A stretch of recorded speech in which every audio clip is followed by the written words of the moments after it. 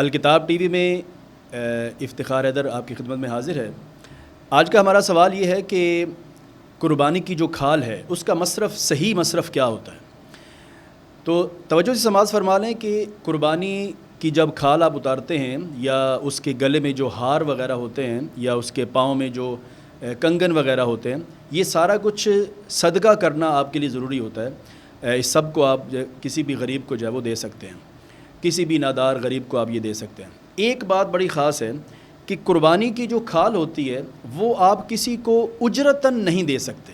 مطلب قربانی کی کھال آپ، جیسے عام ہمارے چھوٹے چھوٹے گاؤں میں یہ مسئلہ ہوتا ہے کہ وہ امام صاحب کو کچھ پیسے دے دیتے ہیں اور کچھ ان کو 1 2 یا 10 12 کھالیں دے دیتے ہیں اور کہتے ہیں کہ یہی آپ کی جو ہے وہ اجرت ہے، اس مہینے کی تنخواہ آپ اسی سے نکالیں گے۔ تو یہ چیز سامعین من غلط ہے۔ قربانی کی جو کھال ہے وہ اجرتاً آپ کسی کو نہیں دے سکتے۔ قربانی کی کھال آپ اپنے لیے بھی استعمال کر سکتے ہیں اور اس کی آپ جائے نماز بنا سکتے ہیں، اس کا آپ کمبل بنا سکتے ہیں، اس طرح آپ اپنے لیے بھی اس کو استعمال کر سکتے ہیں، لیکن ترجیح اسی بات کو دینی چاہیے کہ وہ کھال اللہ تعالیٰ کی راہ میں ہی جو ہے وہ صدقہ کر دی جائے۔ والسلام ورحمۃ اللہ وبرکاتہ۔